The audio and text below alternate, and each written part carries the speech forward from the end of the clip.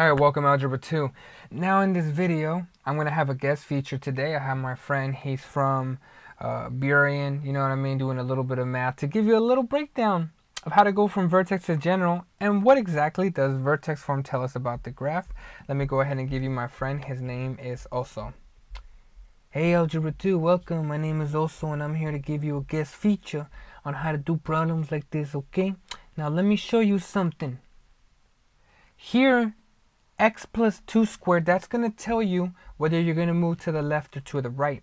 And with the equation, when it's the opposite, well, if it's x plus 2, just like maybe you saw with the other equations, this is going to be negative 2. Okay?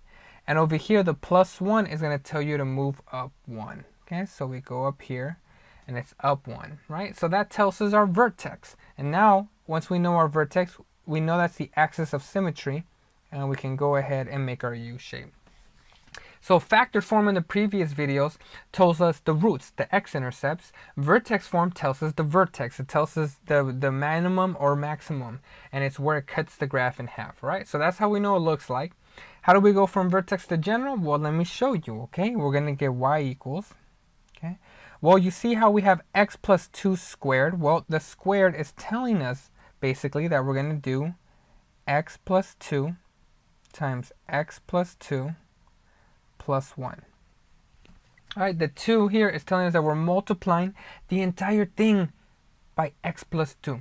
Okay, after we got this, now we're going to go ahead, you know what I mean, and pretty much, you know, factor this whole, not factor, but distribute the whole thing out, right? So we're going to get y equals, alright, and we're going to get x times x, well, that's going to give me x squared.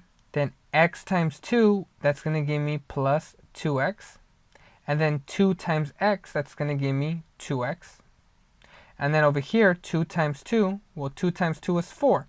But we cannot forget that we have this plus 1 out here, so we got to do the plus 1. All right? So we'll get y equals x squared plus, well, 2x plus 2x, that's just going to give me 4x.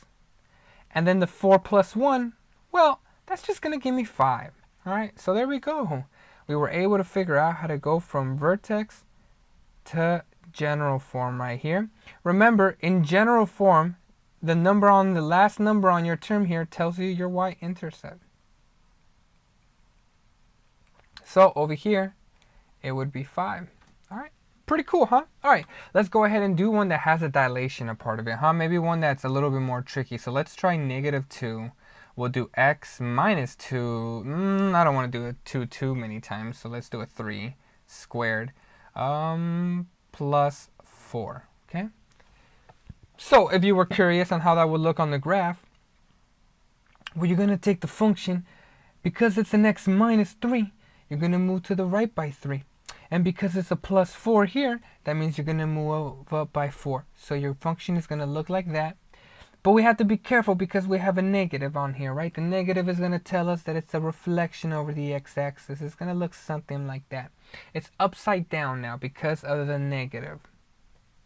All right, so let's go ahead and get started here. So we have the x minus 3 squared, all right? The square here is going to tell us, that we're going to have the x minus 3 twice, being multiplied by itself twice. Okay. And now once we get that information down, we can go ahead and get started, right? Well, negative 2, or we'll just keep it consistent like we've done in the other videos, right? So we're going to get negative 2. I'm going to put a big parenthesis here, but then we have this plus 4, okay? The reason I'm putting this big parenthesis is because we need to distribute this whole thing, okay? So let's go ahead and do it. So what's x times x? Well, that's just going to be x squared. What's x times negative 3? That's just negative 3x.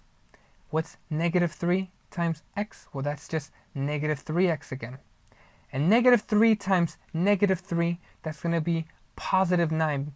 Negative 3 times negative 3, that's a terrible 3. The negatives are going to cancel out and you're going to get a busted 9, okay? You understand where I'm coming from? Okay, let's continue.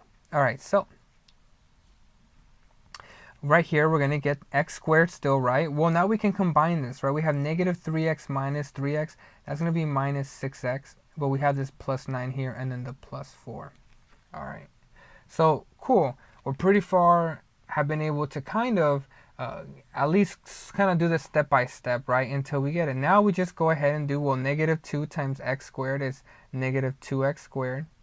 Negative 2 times negative 6x is positive 12x. We just have to be careful because of the negatives. Negative 2 times 9 is negative 18 plus 4. Okay. Last but not least, we're going to get y equals negative 2x squared plus, well, we just have the 12x, right? But over here we have minus 18 plus 4, so we can compute that, and we're going to get minus 14 on the outside. All right. And last but not least, this is going to be my final answer. All right. So we went from this vertex form here all the way down to its general form down over here. Like before, the number on the outside of general form tells you your y-intercept. Okay. So now we were to go up here, that means that this value here, right, would be negative 12. Cool. All right. Hopefully that helps to explain at least one aspect on how to make that conversion possible.